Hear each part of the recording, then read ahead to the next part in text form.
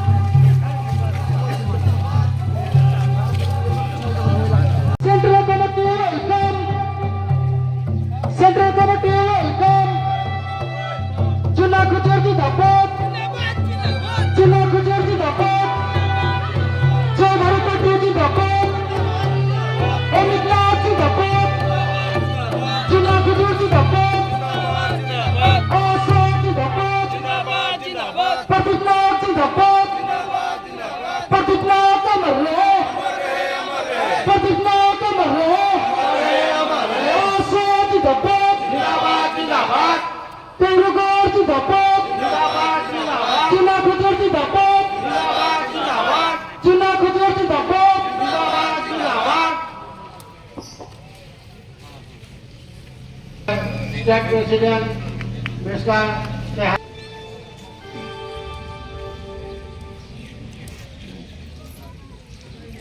Central Committee तथा जय Bharat party के Telugu sir Asif है तो जितना भी मिली के मुद्दे पर का हवामान रोडमन दिन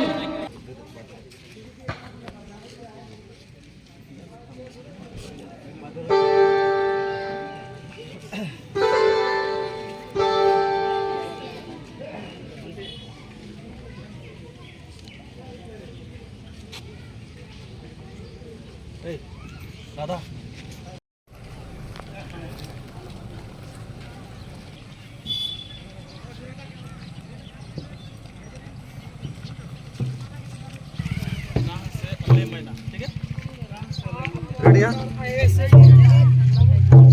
जिंदाबाद जिंदाबाद जिंदाबाद जिंदाबाद जिंदाबाद जय भारत पार्टी जिंदाबाद जिंदाबाद जिंदाबाद जय भारत पार्टी जिंदाबाद जिंदाबाद जिंदाबाद रोगोर जिंदाबाद जिंदाबाद जिंदाबाद रोगोर जिंदाबाद जिंदाबाद जिंदाबाद अमित जिंदाबाद जिंदाबाद जिंदाबाद जिंदाबाद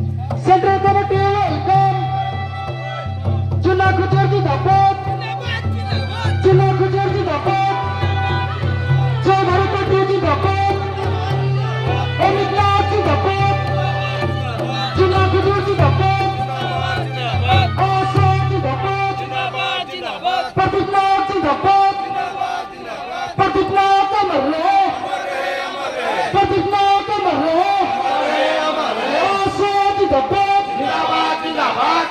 तेलुगुर जिंदाबाद चुना खजूर जिंदाबाद चुना खजूर जिंदाबाद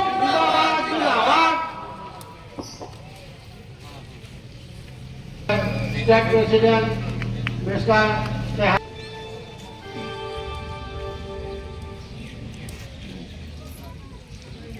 केंद्रीय कमेटी तथा जय भारत पार्टी के तेलुगुर सर आसिफ है तो जितना भी मिली के मुद्दे पर का हवामान रौरमन दिन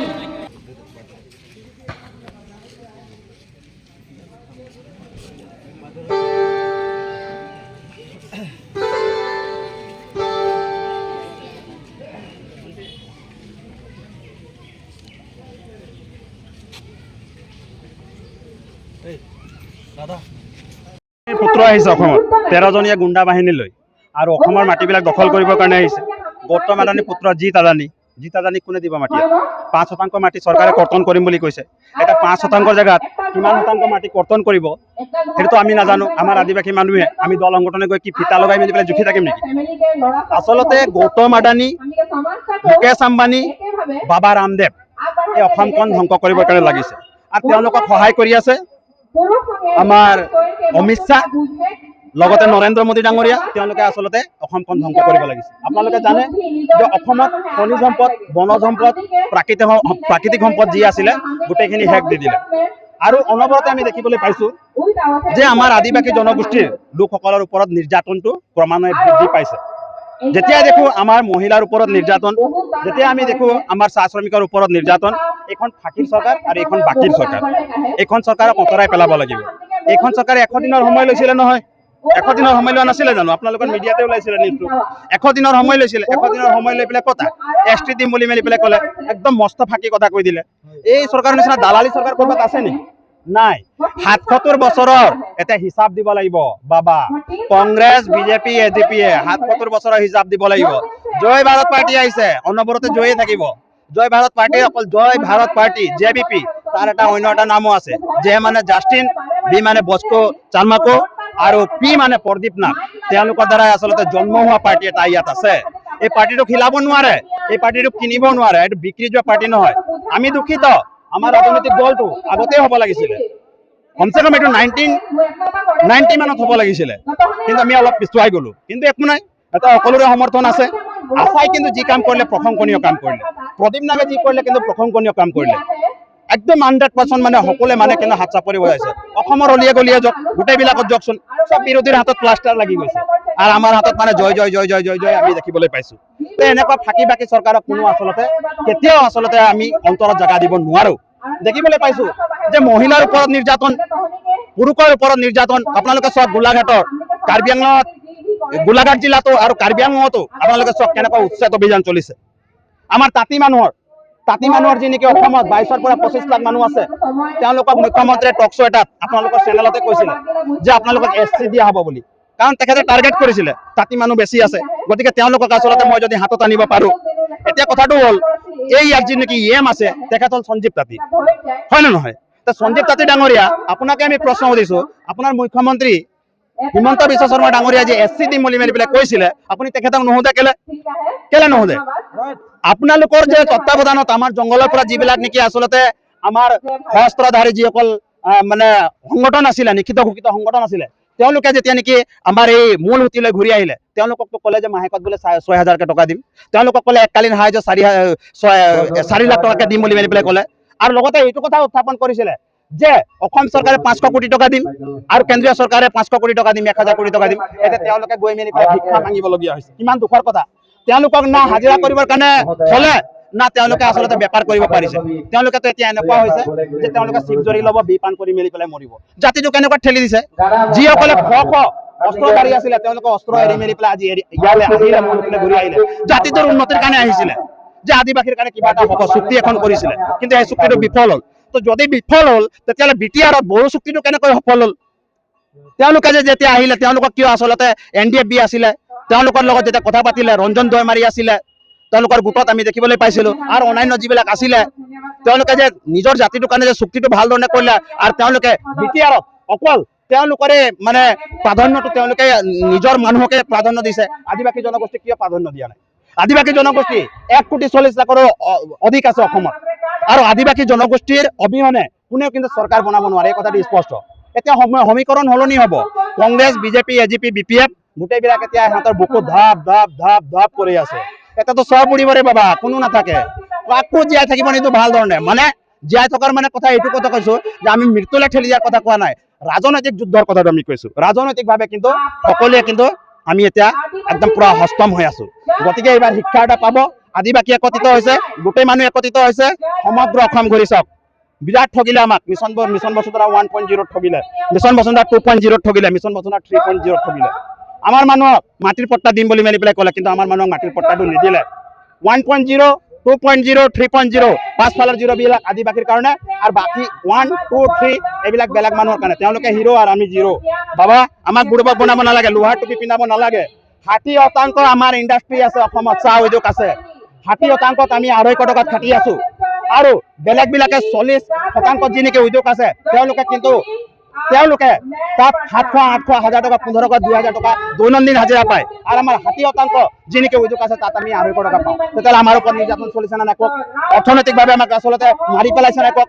ৰাজনৈতিক অধিকাৰ নিদিলেই, শৈক্ষিক অধিকাৰটো নিদিলেই, গোটেই ফালৰ পৰা আমাক বৰবাদ কৰি পেলালে। গতিকে আমি এতিয়া এনেকুৱা হ'বলৈ নিদিওঁ, ডু এণ্ড ডাই, এই কথাটো স্পষ্ট কৰি দিওঁ।